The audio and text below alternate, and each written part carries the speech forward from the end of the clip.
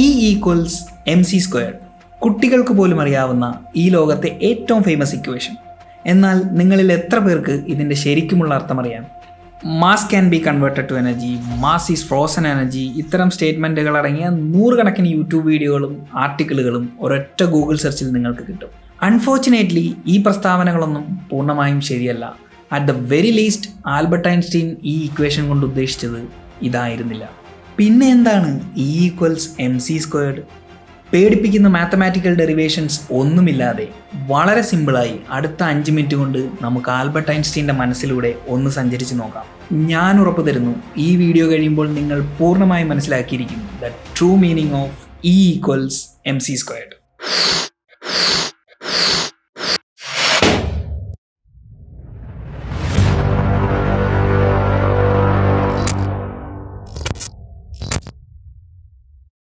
1905 Albert Einstein publish ചെയ്ത ഈ പേപ്പറിലായിരുന്നു ആദ്യമായി ഈ ഇക്വേഷൻ പ്രത്യക്ഷപ്പെടുന്നത്.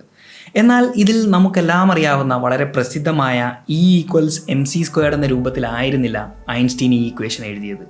പകരം m=E/c² എന്ന രൂപത്തിലായിരുന്നു. അതായത് മാസിനെ എങ്ങനെ മനസ്സിലാക്കണം എന്നാണ് ഈ ഇക്വേഷൻ നമ്മളോട് പറയുന്നത്. പക്ഷേ മാസിനെ എന്താണ് ഇത്ര മനസ്സിലാക്കുവാൻ? ശരി, നമുക്കൊരു ഉദാഹരണം നോക്കാം. എൻ്റെ കയ്യിൽ ദേ ഒരു ആപ്പിളുണ്ട്. ഇത് ഏകദേശം ഒരു 150 ഗ്രാം ഉണ്ടെന്ന് കരുതാം. ഇനി 100 ഗ്രാമുള്ള വേറൊരു ആപ്പിൾ കൂടി എടുത്താൽ ഇപ്പോൾ ഇതിൻ്റെ ടോട്ടൽ മാസ് എത്രയായിരിക്കും? അതിപ്പോൾ 150 + 100 250 ഗ്രാം അല്ലേ? ഓക്കെ, അങ്ങനെയാണെങ്കിൽ നൗ ലിസൺ ടു ദിസ്. ഇനി ഇതുപോലെ ഒരു ഹൈഡ്രജൻ ആറ്റം നമ്മൾ എടുക്കുകയാണ്. ഒരു പ്രോട്ടോണും അതിന് ചുറ്റും ഒരു ഇലക്ട്രോണും അടങ്ങുന്നതാണ് ഒരു ഹൈഡ്രജൻ ആറ്റം. ഇനി ശ്രദ്ധിച്ച് കേൾക്കുക. ഈ ഇലക്ട്രോണും പ്രോട്ടോണും സെപ്പറേറ്റായി ഒരു സ്കെയിലിൽ വെച്ച് തൂക്കി നോക്കുകയാണെന്ന് വിചാരിക്കുക. അപ്പോൾ കിട്ടുന്ന ടോട്ടൽ മാസ് ഹൈഡ്രജൻ ആറ്റത്തിൻ്റെ മാസിനേക്കാൾ കൂടുതലായിരിക്കും. വാട്ട്? അതെങ്ങനെയാണ് ഒരു സാധനത്തിൻ്റെ ടോട്ടൽ മാസ് അതിലെ ഓരോ ഐറ്റത്തിൻ്റെയും സെപ്പറേറ്റ് ടോട്ടൽ മാസിനേക്കാൾ കുറവായിരിക്കുന്നത്? Because E=mc². ശരി, വേറൊരു എക്സാമ്പിൾ. ഇതാ atom by atom exactly similar ആയിട്ടുള്ള 2 ക്ലോക്കുകൾ. അതായത് ഈ 2 ക്ലോക്കിനും എക്സാക്ട്ലി സിമിലർ മാസാണ്. ഇനി ഇതിലൊരു ക്ലോക്കിനെ നമ്മൾ വൈൻഡ് ചെയ്യാൻ പോവുകയാണ്. അതാ വൈൻഡ് ചെയ്ത ക്ലോക്ക് ഓടിത്തുടങ്ങിയിട്ടുണ്ട്. ഇപ്പോൾ ഓടിത്തുടങ്ങിയ ഈ ക്ലോക്കിന് മറ്റേതിനെ അപേക്ഷിച്ച് മാസ് കൂടുതലാണെന്ന് ഞാൻ പറഞ്ഞാലോ? അതെങ്ങനെ സാധ്യമാകും? ഓടിത്തുടങ്ങുമ്പോൾ എങ്ങനെയാണ് ക്ലോക്കിന് മാസ് കൂടുന്നത്? ബിക്കോസ് ഓക്കെ, തൽക്കാലം ഉദാഹരണങ്ങൾ മതി. ഇനി ഇവിടെ എന്താണ് സംഭവിക്കുന്നത് എന്ന് നമുക്ക് നോക്കാം. വീഡിയോയുടെ തുടക്കത്തിൽ കൂടുതൽ മാത്സ് ഡീറ്റെയിൽസിലേക്കൊന്നും പോയി നിങ്ങളെ വെറുപ്പിക്കില്ല എന്ന് ഉറപ്പ് തന്നതുകൊണ്ട് ഈ ഇക്വേഷനിലേക്ക് ഐൻസ്റ്റീൻ എങ്ങനെ എത്തി എന്ന് നമ്മളിവിടെ പറയുന്നില്ല. വാസ്തവത്തിൽ അത് വളരെ സിമ്പിളാണ്. എന്നിരുന്നാലും A promise is A promise. ഇനി നിങ്ങൾക്ക് അറിയണമെന്ന് താല്പര്യമുണ്ടെങ്കിൽ അഭിപ്രായങ്ങൾ അനുസരിച്ച് നമുക്കൊരു സെപ്പറേറ്റ് വീഡിയോ ചെയ്യാവുന്നതാണ്. ഇപ്പോൾ ഈ ഇക്വേഷൻ നമ്മുടെ കയ്യിലുണ്ട്, അല്ലെങ്കിൽ ഐൻസ്റ്റീൻ ഈ ഇക്വേഷൻ നമുക്ക് തന്നു കഴിഞ്ഞു.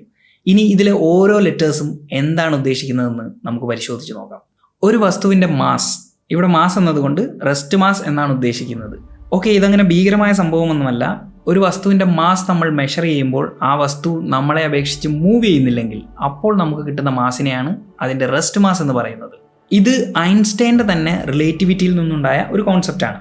അതിന് കാരണം ആ വസ്തുവും മെഷർ ചെയ്യുന്ന ആളും തമ്മിൽ ഒരു റിലേറ്റീവ് മോഷൻ ഉണ്ടെങ്കിൽ ആ മോഷൻ്റെ വേഗത അനുസരിച്ച് ഓരോ അളവുകളായിരിക്കും കിട്ടുന്നത്.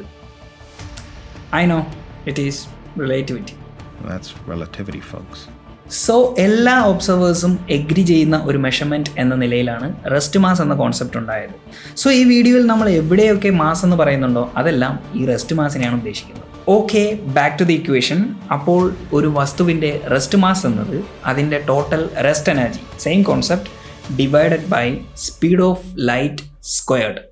വെൽ, അങ്ങനെയെങ്കിൽ നമ്മൾ ഈ ടോട്ടൽ എനർജി കുറച്ച് കൂട്ടിയാലോ ഒബ്വിയസ്ലി മാസും കൂടണം. അതുപോലെ ഈ എനർജി കുറച്ച് കുറച്ചാലോ മാസും കുറയും. You nailed it. That's all your honour. നമ്മുടെ ക്ലോക്കിൻ്റെ എക്സാമ്പിളിൽ എന്താണ് സംഭവിച്ചതെന്ന് നമുക്ക് നോക്കാം. 2 ക്ലോക്കും നമ്മളെ അപേക്ഷിച്ച് മൂവ് ചെയ്യുന്നില്ല. സോ നമ്മളിവിടെ മെഷർ ചെയ്യുന്നത് റെസ്റ്റ് മാസ് തന്നെയാണ്. കൂടാതെ നമ്മൾ പറഞ്ഞതുപോലെ ഈ 2 ക്ലോക്കും atom by atom exactly, even the arrangement of the atoms are exactly the same. അതായത് ഈ 2 ക്ലോക്കിൻ്റെയും ടോട്ടൽ എനർജി സെയിം ആയിരിക്കും. അതിനാൽ അവയുടെ മാസ്. ഇനിയാണ് നമ്മൾ ഇതിലൊരു ക്ലോക്കിനെ വൈൻഡ് ചെയ്യുന്നത്. വൈൻഡിങ് സ്പ്രിംഗ് കംപ്രസ് ആവുന്നതിലൂടെ അതിലേക്ക് പൊട്ടൻഷ്യൽ എനർജി സ്റ്റോർ ചെയ്യപ്പെടുന്നു.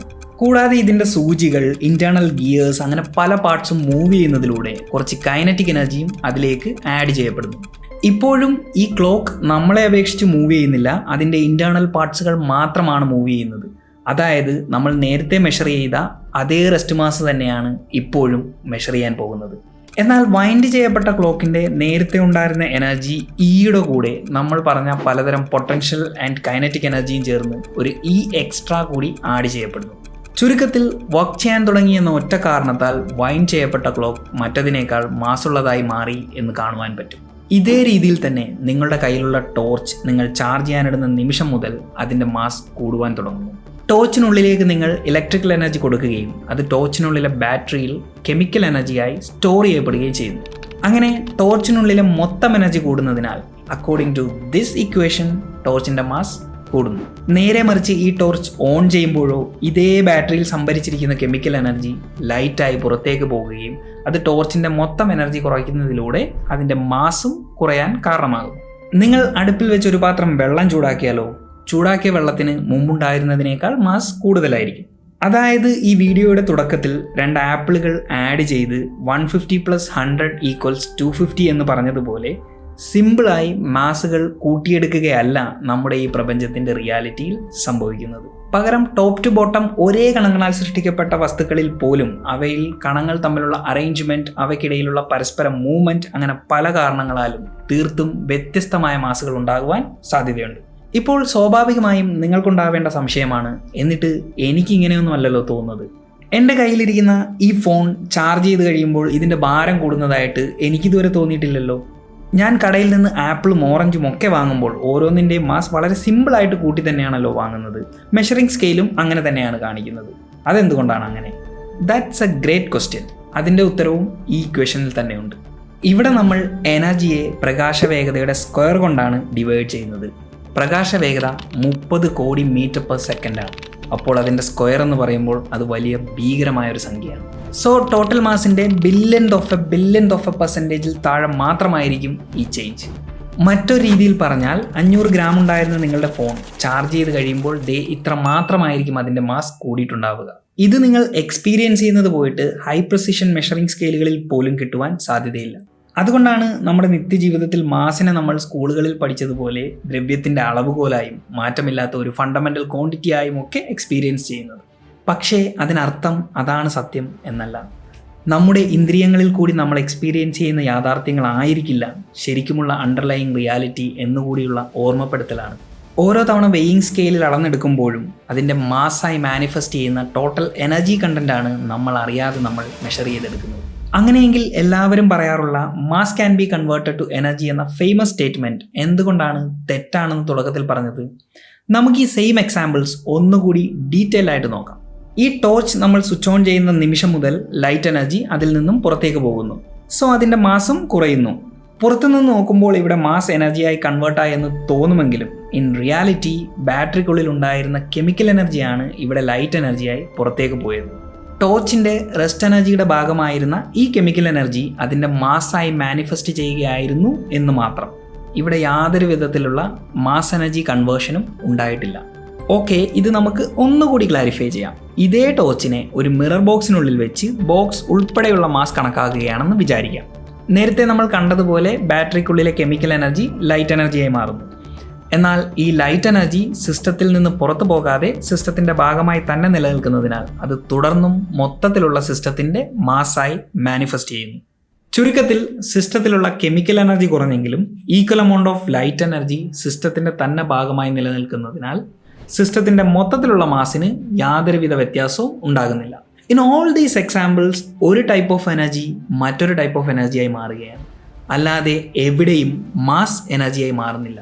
ഇൻഫാക്റ്റ് ഇത്തരത്തിലുള്ള ഏത് പ്രതിഭാസവും 100% മാസും എനർജിയായി മാറ്റപ്പെട്ടു എന്ന് പറയാറുള്ള മാറ്റർ ആൻറ്റി മാറ്റർ അന്നൈലേഷനിൽ പോലും ഇത്തരത്തിലുള്ള ഒരു മാസ് എനർജി ആൽക്കമിയുടെ ആവശ്യമില്ല എന്ന് കാണുവാൻ പറ്റും. ഒരു വസ്തുവിൻ്റെ മാസ് എന്ന തരത്തിൽ നമ്മൾ അളന്നെടുക്കുന്നത് അതിലുള്ള ഓരോ കണങ്ങളുടെയും പലതരത്തിലുള്ള എനർജിയുടെ അളവുകോലാണെന്ന് നമുക്കിപ്പോൾ അറിയാം. അപ്പോൾ ഇതൊക്കെ ഉണ്ടാക്കിയിരിക്കുന്ന ആറ്റത്തിൻ്റെ മാസവും നമുക്കൊരു ഹൈഡ്രജൻ ആറ്റം എടുത്ത് നോക്കാം. ഒരു പ്രോട്ടോണും ഇലക്ട്രോണും മാത്രമാണ് ഹൈഡ്രജൻ ആറ്റത്തിനുള്ളിൽ ഉള്ളത്. ഭൂമിയുടെ ഉപരിതലത്തിൽ നിന്ന് നിങ്ങളെ കൂടുതൽ ഉയരത്തിലേക്ക് കൊണ്ടുപോകുവാനാണ് എനർജി ആവശ്യമുള്ളത്. അതിന് കാരണം ഭൂമി നിങ്ങളെ അതിലേക്ക് ആകർഷിച്ച് പിടിക്കുന്നത് കൊണ്ടാണ്.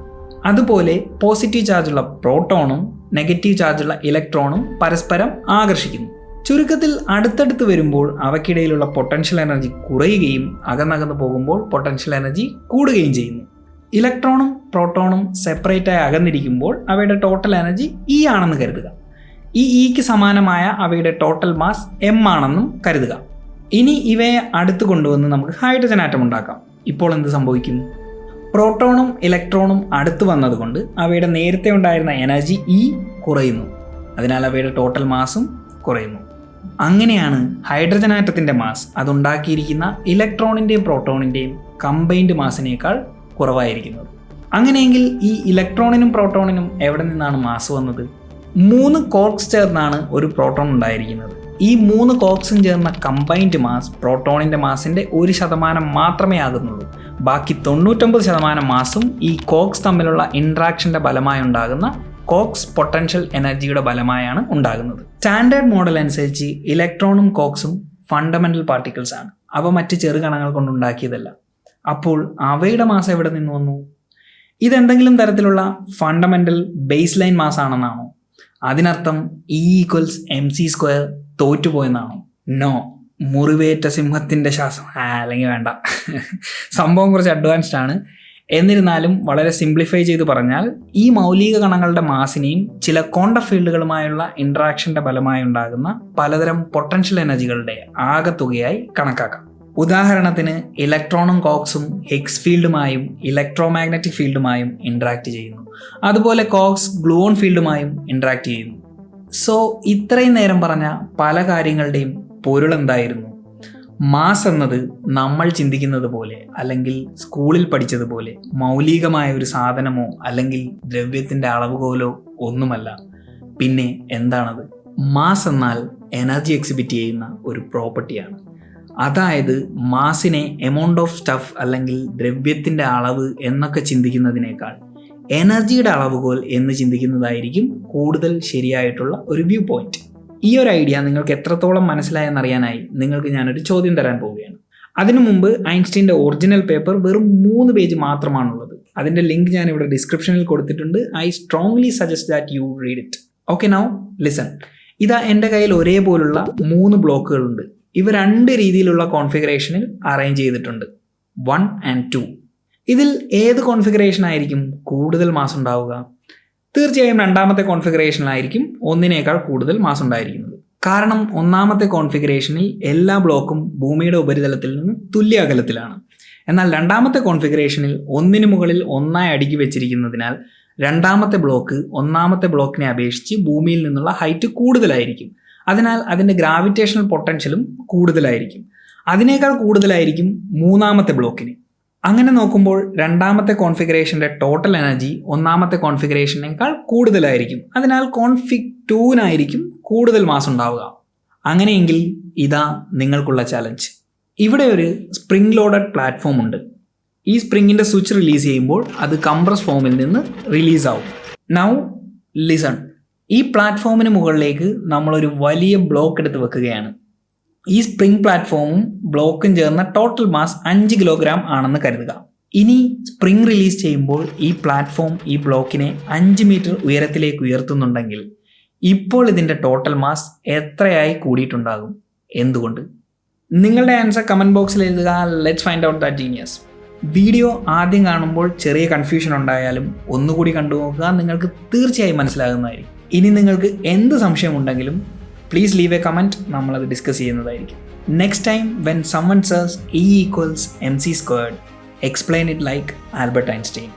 മറ്റൊരു വീഡിയോയുമായി നമുക്ക് വീണ്ടും കാണാം. Until then, good by.